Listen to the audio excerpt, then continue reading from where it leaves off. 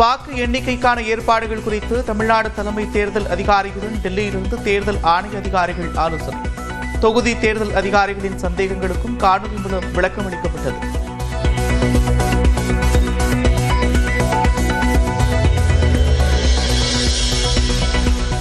கல்லூரியில் சேரும் மாணவர்களுக்காக திமுக மாணவர் அணி சார்பில் உதவி மையத்தை தொடங்கி வைத்தார் முதலமைச்சர் மு.க.ஸ்டாலின்.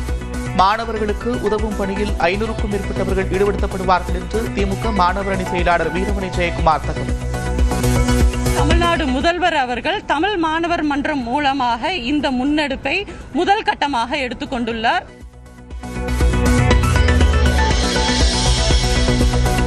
திமுக கூட்டணி 200 தொகுதிகளுக்கு மேல் வெற்றி பெறும் என்று செல்வப்பிறந்தகை நம்பிக்கை.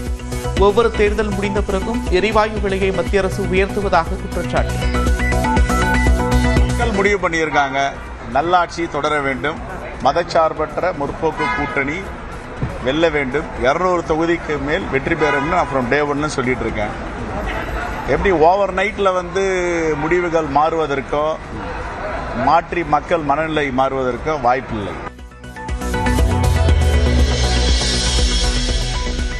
மே 4 விடுதலை சிறுத்தைகள் கட்சியின் வலிமையை உலகம் உணரும் முடிவு பெறும் என்று திருமாவளவன் திட்டவட்டம்.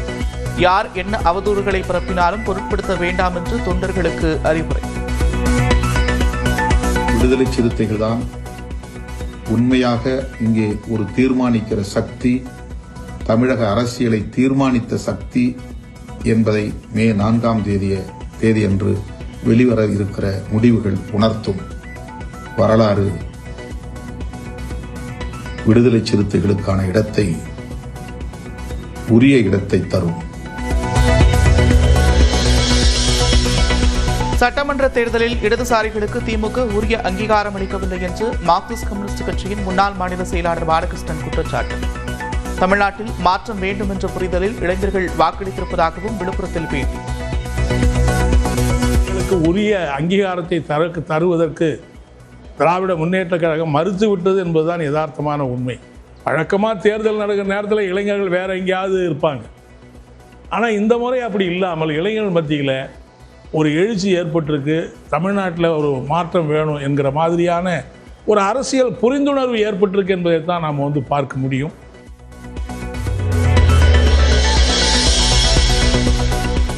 தாவேக தலைவர் விஜய் வருவார் என்ற எதிர்பார்ப்பில் நாகை வேளாங்கண்ணி பேராலயத்தில் குவிந்த தாவேக தொண்டர்கள். டிவிகே என பேராலயத்திற்குள் முழக்கமிட்டதால் பரபரப்பு.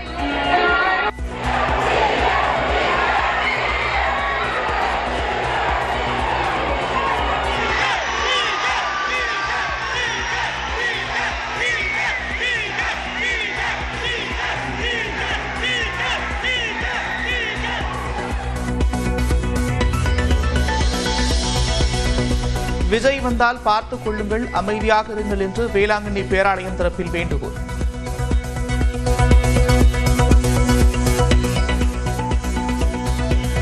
விஜயின் வருகை தொடர்பாக அனுமதி கோரப்படவில்லை என்று காவல்துறை தரப்பிலும் விளக்கம்.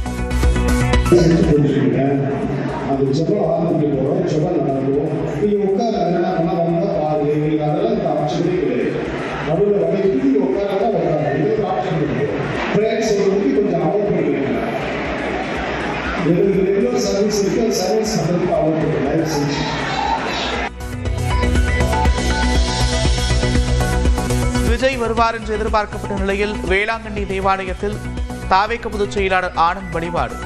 மெழுகுவர்த்தி ஏந்தி மாதாவின் பீடத்தின் தரையிலமிருந்து பிரார்த்தனை.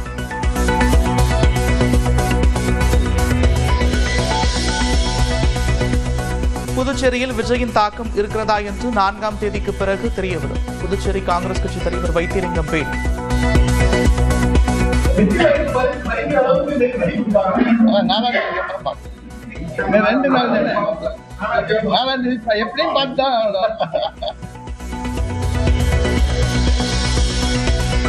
கருத்து கணிப்புகளை பற்றி கவலைப்படவில்லை மு.க.ஸ்டாலின் மீண்டும் முதலமைச்சர் ஆவார்.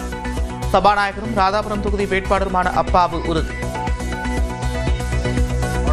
முதல்வர் அவர்களுடைய 5 ஆண்டு சாதனை மிக கடுமையாக இல்லத்தரசிகளுடைய 8000 ரூபாய் கூப்பன் வரைக்கும் மக்களை மிக சிறப்பாக மக்களுக்கு நல திட்டங்கள் தான் மாண்புமிகு முதல்வரை மீண்டும் முதல்வராக்க மக்கள் தீர்மானித்திருக்கிறார்கள். ஜனநாயகன் படத்தை இணையதளத்தில் வெளியிட்ட விவகாரத்தில் கைதான 9 பேரின் ஜாமீன் மனு தள்ளுபடி. சென்னை முதன்மை அமர்வு நீதிமன்றம் உத்தரவு.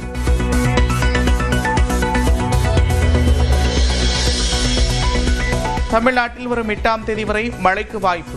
8 மாவட்டங்களில் இன்று கனமழை பெய்யும் என்று வானிலை ஆய்வு மையம் கணிப்பு.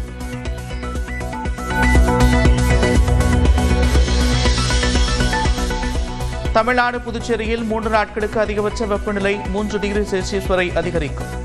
சென்னையில் 104 டிகிரி ஃபாரன்ஹீட் வரை வெப்பநிலை பதிவாகும் என்று வானிலை ஆய்வு மையம் தகவல்.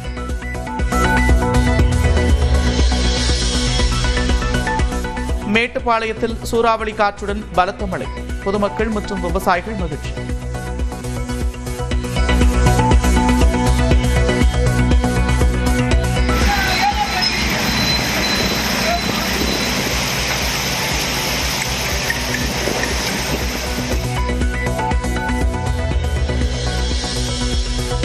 காரைக்குடி அருகே மணப்பட்டி உள்ளிட்ட பகுதிகளில் பலத்த காற்றுடன் பெய்த கனமழை. பல இடங்களில் மரங்கள் சாய்ந்த நிலையில் துண்டிக்கப்பட்ட மின்சாரம்.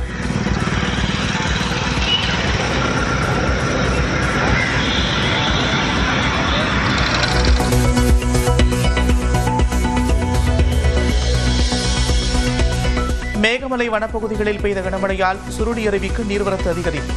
சுற்றுலா பயணிகள் குளிக்க அனுமதி.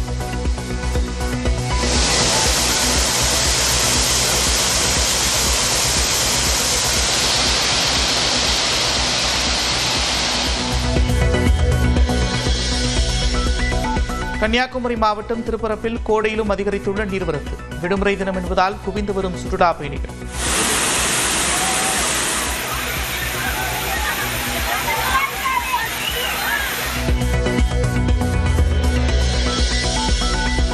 தேனி மாவட்டம் போடி அருகே பலத்த சூறை காற்று. தென்னை, வாழை உள்ளிட்ட மரங்கள் சாய்ந்து சேதம்.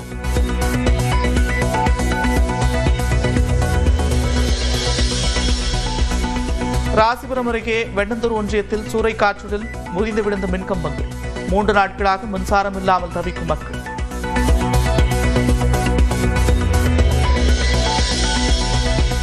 ஆபரண தங்கத்தின் விலை சவரனுக்கு 640 ரூபாய் உயர்வு. மீண்டும் 1,12,000 ரூபாயை தொட்டது.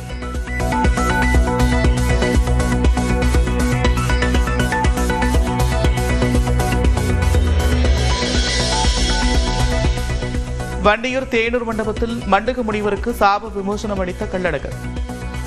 கோவிந்தா முழக்கம் முழங்க அழகரை மனமுருக தரிசித்த மக்கள்.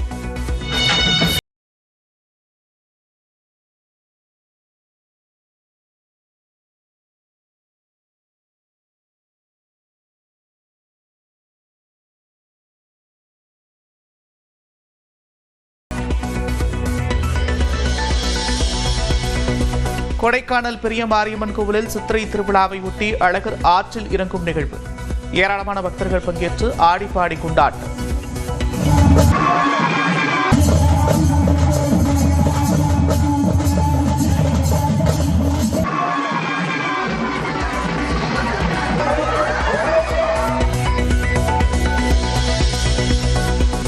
திருவண்ணாமலையில் சித்ரா பௌர்ணமி கிரிவலம் நிறைவு பெற்றதை அடுத்து ரயில் நிலையத்தில் அலைமோதிய பக்தர்கள். சொந்த ஊர் திரும்பிய கூட்டத்தால் நடைமேடைகள், ரயில் பெட்டிகளில் நிரம்பி வழிந்த கூட்டம்.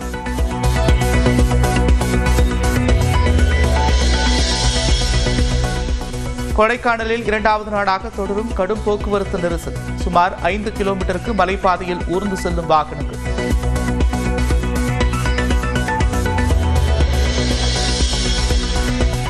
வணிக சிலிண்டரை தொடர்ந்து வீட்டு உபயோக சிலிண்டர் விலையும் உயர வாய்ப்பு. சிலிண்டருக்கு 50 ரூபாய் வரை உயர்த்தப்படலாம் என்று தகவல்.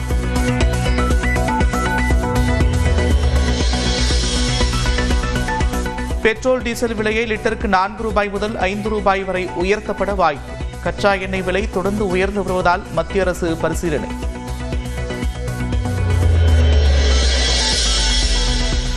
சிலிண்டர் விலை உயர்வால் தமிழ்நாட்டில் தங்கும் விடுதிகளில் வரும் 5ஆம் தேதி முதல் கட்டணம் உயர்வு.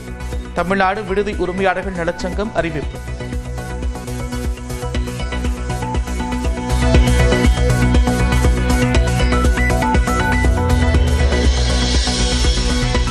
சிலிண்டர் விலை உயர்வை மத்திய அரசு திரும்பப் பெறவில்லை என்றால் போராட்டம் நடத்துவது குறித்து 5ஆம் தேதிக்கு பிறகு முடிவெடுக்கப்படும்.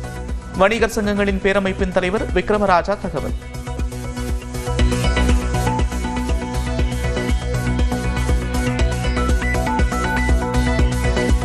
சிலிண்டர் விலை உயர்வை திரும்ப பெறவில்லை என்று சொன்னால் இந்த மாநில மாநாட்டிற்கு பிறகு வருகின்ற மே 6ஆம் தேதி எங்கள் ஆட்சி மன்ற குழு கூட்டப்பட்டு இதை திரும்ப பெற வேண்டும் என்பதை வலியுறுத்தி போராட்டம் நடத்துவது என்பதை முடிவெடுக்க இருக்கிறோம். உலக சுகாதார அமைப்பு அங்கீகரித்துள்ள ORSகளை மட்டுமே விற்பனை செய்ய வேண்டும். மருந்து கடை உரிமையாளர்களுக்கு தமிழ்நாடு உணவு பாதுகாப்புத்துறை எச்சரிக்கை. கடந்த ஏப்ரல் மாதத்தில் மட்டும் 90,18,000 பயணிகள் மெட்ரோ ரயில்களில் பயணம். ஏப்ரல் 2ஆம் தேதி அதிகபட்சமாக ஒரே நாளில் 3,65,000 பேர் பயணித்திருப்பதாக மெட்ரோ ரயில் நிர்வாகம் அறிக்கை.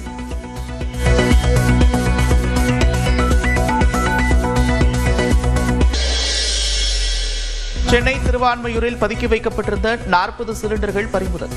கள்ளச்சந்தையில் 6,000 ரூபாய் வரை விற்பனை செய்த தந்தை மகன் கைது.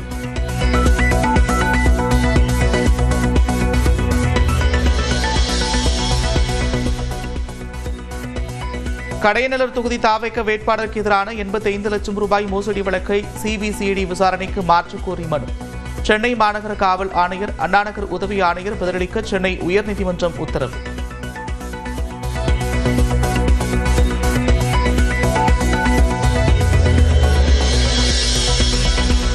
திருப்பூரில் பின்னடானி நிறுவனங்கள் பயன்படுத்தப்படும் நூல் விலை கிலோவுக்கு 7 ரூபாய் அதிகரிப்பு.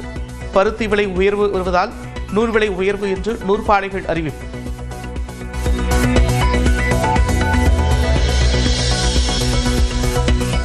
நாகை மாவட்டம் எட்டுக்குடி முருகன் கோவிலில் விடிய விடிய நடந்த பாலாபிஷேகம். 4 மணி நேரம் வரை காத்திருந்து தரிசனம் செய்த பக்தர்கள்.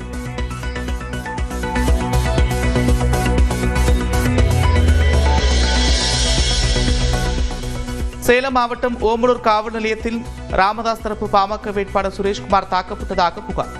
பணம் கொடுக்கல் வாங்கல் பிரச்சனையில் தாக்கியதாக குற்றச்சாட்டு.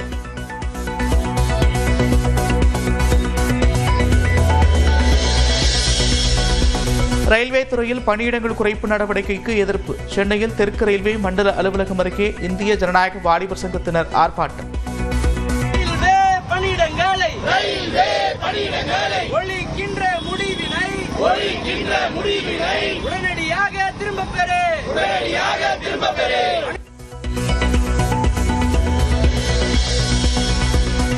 மேற்கு வங்கத்தில் 15 வாக்குச்சாவடிகளில் மறு வாக்குப்பதிவு தீவிரம். மதியம் 1 மணி வரை சுமார் 55% வாக்குகள் பதிவு.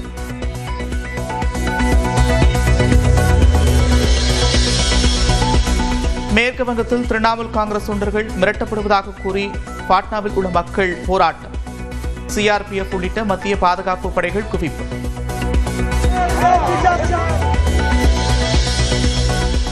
மேற்கு வங்க வாக்கு எண்ணிக்கையில் மத்திய மாநில அரசு ஊழியர்களை சரிசமமாக பயன்படுத்த வேண்டும்.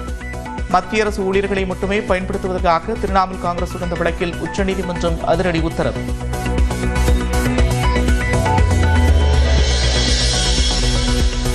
புயல், வெள்ளம் போன்ற அவசர காலங்களில் எச்சரிக்கை விடுக்கும் வகையில் நாடு முழுவதும் செல்போன்களுக்கு குறுஞ்செய்தி அனுப்பும் சோதனை. வெள்ளம், பூகம்பம் போன்ற பேரிடர் காலங்களுக்காக தேசிய பேரிடர் மேலாண்மை ஆணையம் எச்சரிக்கை பரிசோதனை.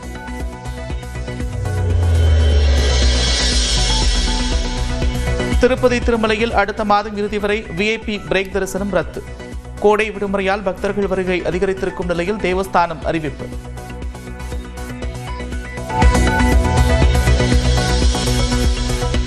மும்பை புனே விரைவுச் சாலையில் அமைக்கப்பட்டுள்ள 13 கிலோமீட்டர் நீளமுள்ள மிஸ்லிங் பாலம் நாட்டு மக்களுக்கு அர்ப்பணித்தார் மகாராஷ்டிர முதலமைச்சர் தேவேந்திர பட்னாவிஸ்.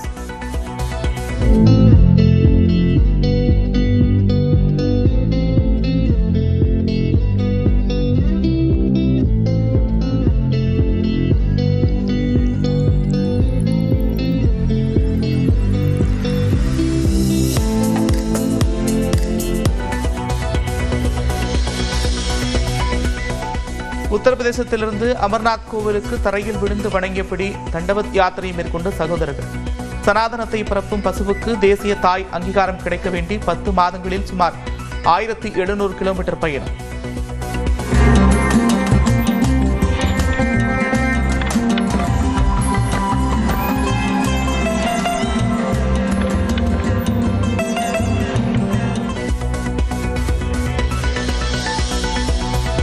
ஜம்மு காஷ்மீரில் ஸ்ரீநகர் முதல் கத்ரா வரை இயக்கப்பட்ட வந்தே பாரத் ரயில் சேவை ஜம்மு வரை நீட்டிப்பு. பலத்த பாதுகாப்பு ஏற்பாடுகளுடன் இயக்கப்படும் ரயில் சேவை.